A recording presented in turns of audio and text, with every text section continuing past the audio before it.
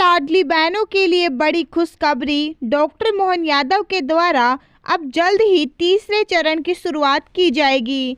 दोस्तों, लाडली बहना योजना के अंतर्गत अभी तक 1,29,00,000 महिलाओं को लाभ दिया जा रहा है। लाडली बहना योजना गरीब महिलाओं के लिए शुरू की गई है, जिसके अंतर्गत निम्न वर्ग की महिलाओं को आर्थिक लाभ पहुंचाया जाता है। लाडली बहना योजना के 2 चरण अभी तक शुरू किए जा चुके हैं, जिसमें से 1,29,00,000 लाडली बहनों ने आवेदन किए हैं एवं लाभ भी प्राप्त कर रही है। लाडली बहनों के लिए बड़ी खुशखबरी सामने निकल कर आई है। अब सभी लाडली बहनें अपने ग्राम पंचायत में तीसरे चरण के फॉर्म भर सकती है तथा ये फॉर्म कब स्टार्ट होंगे, संपूर्ण जानकारी आपको इस वीडियो के माध्यम से दी जाएगी। इसीलिए मित्रों, आपसे निवेदन है कि आपने अभी तक हमारे चैनल को सब्सक्राइब नहीं किया है तो जल्दी से सब्सक्राइब कर लीजिएगा तथा वीडियो को अंत तक जरूर देखिएगा। तो मित्रों, जैसा कि लाडली बहना योजना के अंतर्गत प्रदेश भर की लाखों लाडली बहनें वंचित रह गई है, उन सभी के लिए लाडली बहना योजना के अंतर्गत तीसरा चरण शुरू करने को लेकर सरकार सोच रही है कि लाडली बहना योजना का तीसरा चरण जल्द से जल्द शुरू किया जाए, जिससे बाकी महिलाएं जो योजना से वंचित है वह सभी योजना में फिर से आवेदन कर सके और प्रति माह 1,250 रुपये का लाभ ले सके। नई अपडेट के अनुसार लाडली बहनों को अपने ग्राम पंचायत में ही आवेदन करना होगा, जिसके लिए जल्द ही आपके ग्राम पंचायत में तीसरे चरण के शिविर लगने शुरू हो जाएंगे। लेकिन उससे पहले हम आपको बताना चाहेंगे कि किन किन वंचित महिलाओं को इसमें लाभ दिया जाएगा। जैसा कि आप सभी लोग जानते हैं कि पूर्व मुख्यमंत्री शिवराज सिंह चौहान जी ने पहले ही यह घोषणा कर दी थी कि अब लाडली बहना योजना के अंतर्गत उन बेटियों को भी लाभ दिया जाएगा जो 21 वर्ष की हो गई है एवं जिनकी शादी नहीं हुई है, मतलब कि 21 वर्ष की अविवाहित बहनें या फिर बेटियां हैं, उन सभी को भी इस योजना के अंतर्गत लाभ दिया जाएगा। तो चलिए इसके लिए पात्रता शर्तों के बारे में जान लेते हैं।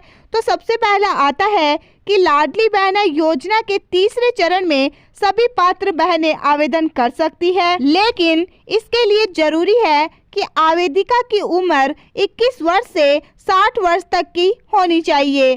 साथ ही में आवेदन करने वाली लाडली बहना मध्य प्रदेश की मूल निवासी होनी चाहिए तथा परिवार की वार्षिक आय 2.5 लाख रुपए से ज्यादा नहीं होनी चाहिए तथा इस बात का आवश्यक रूप से ध्यान रखें कि परिवार का कोई भी सदस्य टैक्स नहीं भरता हो।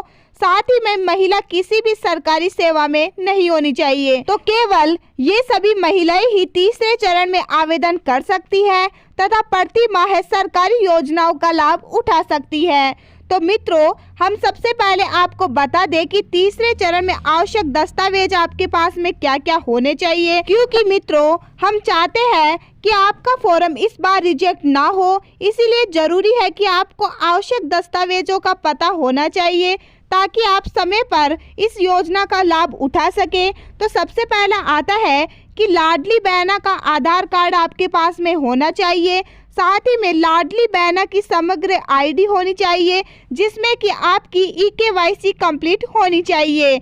इसके साथ ही लाडली बहना का बैंक खाता होना चाहिए, जॉइंट अकाउंट मान्य नहीं होगा। इसी के साथ में लाडली बहना के बैंक खाते में DBT सक्रिय होना चाहिए। साथ ही में उसमें मोबाइल नंबर भी जुड़े हुए होने चाहिए, तभी आप इस योजना का लाभ उठा सकती है। चलिए मित्रों, हम आपको कुछ आवश्यक जानकारी बताते हैं जो कि आपको कोई भी नहीं बताएगा। तो सबसे पहला आता है कि आधार समग्र EKYC। इसका तात्पर्य मेरा यह है कि आवेदन करने से पहले आपको अपनी समग्र आईडी को अपने आधार कार्ड से लिंक कराना जरूरी है। मतलब आपको अपनी समग्र आईडी में EKYC अपडेट करवाना अनिवार्य है।